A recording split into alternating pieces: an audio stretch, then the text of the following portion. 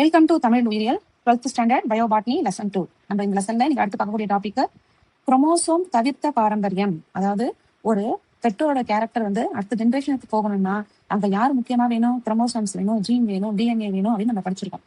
குரோமோசோம்குள்ளதான் gene, DNA எல்லாமே இருக்கு. ஆனா இங்க என்ன சொல்றாங்க? குரோமோசோம் இல்லாம ஒரு பாரம்பரியம் நடக்குது. அடுத்தது உட்கரு தவிர்த்த ஒரு பாரம்பரியமா இருக்கு. அப்பனா எது சார்ந்த பாரம்பரியமா இருக்கு அப்படின்னா சைட்டோபிளாசம் சார்ந்த பாரம்பரியமா இருக்கு. இது மென்டல் விதிகளுக்கு முற்றிலுமா அப்பாற்பட்ட ஒண்ணு. சைட்டோபிளாசம் தான் என்ன பண்ணுதுன்னா ஒரு ஜென்ரேஷன்ல இருந்து இன்னொரு ஜென்ரேஷனை இந்த பிளான்ட்ல இந்த கேரக்டர்ஸை எடுத்துட்டு போகுது. அது எப்படி அப்படின்னா பிளான்ட்ல வந்து அந்த பாலினேஷன் ப்ராசஸ் நடக்குது இல்லையா? அதுல ஃபெர்டிலைசேஷன் ஆகும்போது என்ன செய்யும்?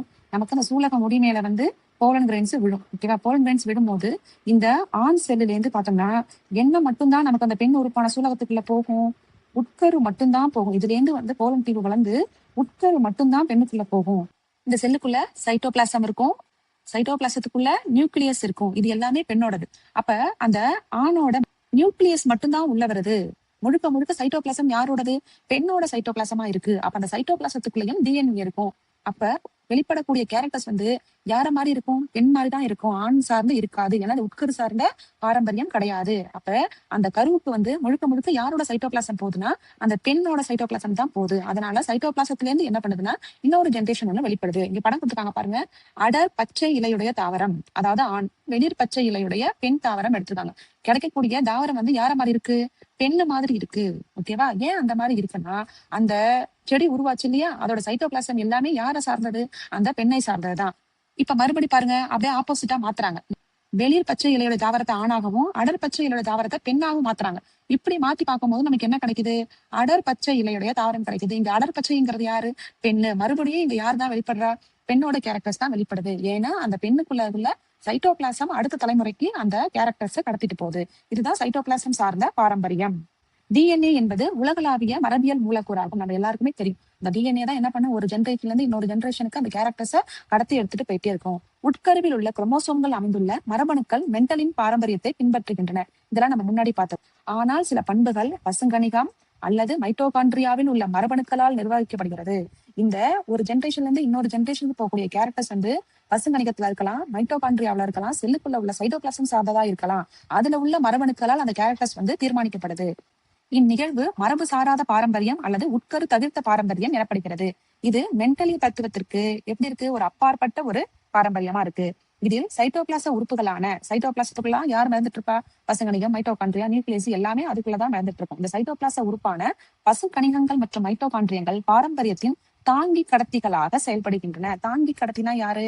அந்த ஒரு ஜென்ரேஷன் உள்ள கேரக்டர்ஸை இன்னொரு ஜென்ரேஷனுக்கு எடுத்துட்டு போறதுனால அது பேரு தாங்கி கடத்தி. அந்த தாங்கி கடத்தின்னு யார சொல்றோம்? பசுங்கணிகத்தை சொல்றோம், இல்லைன்னா மைட்டோகாண்ட்ரியாவை சொல்றோம். பசுங்கணிகம்ங்கிறது குளோரோபிளாஸ்ட். ஓகேவா? ஏன்னா குளோரோபிளாஸ்டுக்குள்ள ஆல்ரெடி டிஎன்ஏ இருக்கும். அப்ப அந்த டிஎன்ஏ என்ன பண்ணுதுன்னா அந்த கேரக்டர்ஸை இன்னொரு ஜென்ரேஷனுக்கு எடுத்துட்டு போகுது. எனவே இது சைட்டோபிளாசம் சார்ந்த பாரம்பரியம் என்று அழைக்கப்படுகிறது. இந்த சைட்டோபிளாசம் நுண் உறுப்புகளில் உள்ள பிளாஸ்மோஜீன்களே இந்த பாரம்பரியம் நிகழ காரணமா இருக்கு. பிளாஸ்மோஜீன்கள்ங்கிறது உட்கருவுல இல்லாம உட்கருவுக்கு வெளியில உள்ள சைட்டோபிளாசத்துல இருக்கிறதுனால அதுக்கு பேரு பிளாஸ்மோஜீன்ஸ் அப்படின்னு சொல்லுவோம். அடுத்தது பாருங்க, பசுங்கணிக பாரம்பரியம். இதை வந்து எந்த தாவரத்துல அவர் பண்ணிருக்கிறாருன்னா 4 மணி தாவரமான அந்திமல்லி செடியில அவர் பண்ணிருக்காரு. அது ஏன் அந்திமல்லி அப்படின்னா அந்தியில தான் அது பூக்கும், அதனாலதான் அதுக்கு பேரு அந்திமல்லி. இந்த தாவரத்துல பார்த்தோம்னா 2 வகை வேறுபட்ட நிறமுடைய இலைகள் இருக்கு.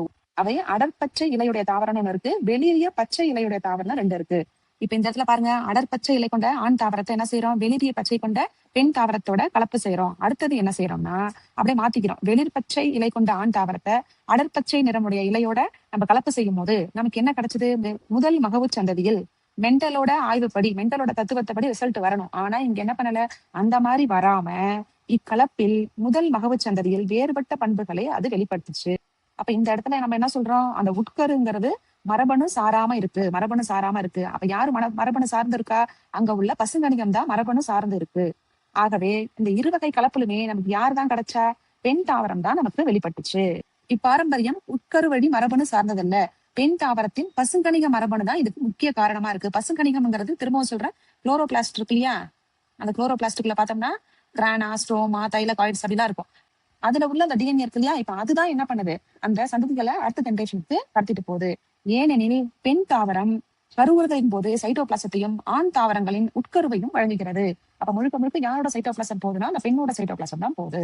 இதுல இன்னொரு இன்ட்ரெஸ்டிங்கான விஷயம் என்ன கண்டுபிடிச்சிருக்காங்கன்னா இப்ப நமக்கு எல்லாத்துலயுமே என்ன தாவரம் வந்துச்சு? பெண் தாவரம் தான் வந்துச்சு. ஏன் ஆண் தாவரம் வரலன்னா, அந்த சைட்டோபிளாசம்ல இருக்கக்கூடிய அந்த மகர துகள் இருக்கு இல்லையா? அது வந்து ஆண் மலட்டுத்தன்மை உடையதா இருக்கு அப்படின்னு கண்டுபிடிச்சிருக்காங்க. அப்ப அந்த செல்லுக்குள்ள பார்த்தோம்னா 2 வகை சைட்டோபிளாசம் இருக்குன்னு சொல்றாங்க.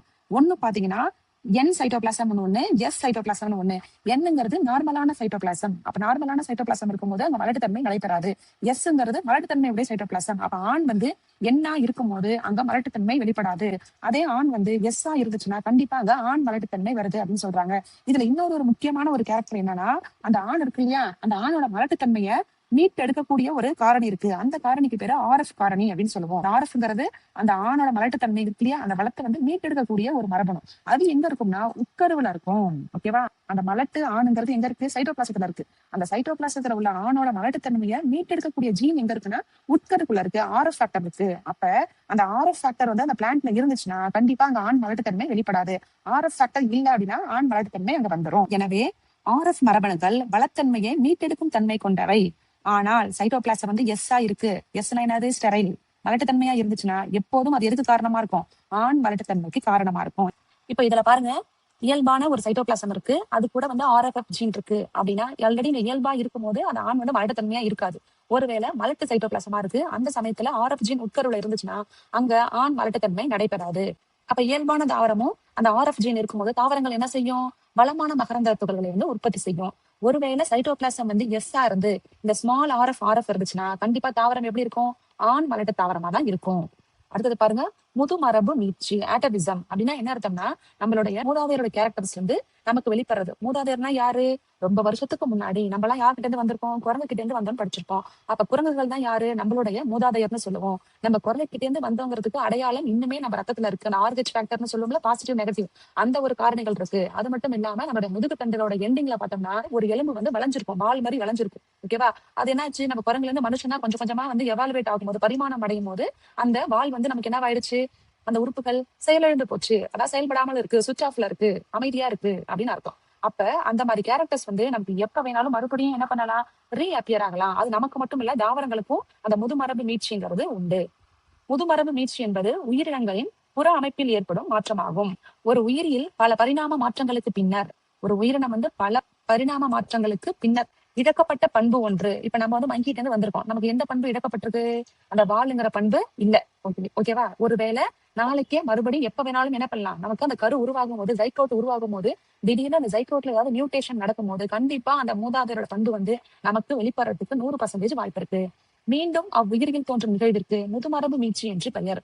தாவரங்களில் நிகழும் முதுமரபு மீட்சிக்கு இது வந்து தாவரங்களில் நடக்குது. எக்ஸாம்பிள் யாரு கொடுத்துட்டாங்கன்னா இரேஷியா பைலோசெல்லா அப்படிங்கிற தாவரத்துல பாலின இனப்பெருக்கம் செய்யும் போது, செக்ஷுவல் பாலினேஷன் பண்ணும்போது அந்த பண்புகள் வந்து திரும்ப வந்து தோன்றது ஒரு முதுமரபு மீட்சிக்கு ஒரு சிறந்த எடுத்துக்காட்டு.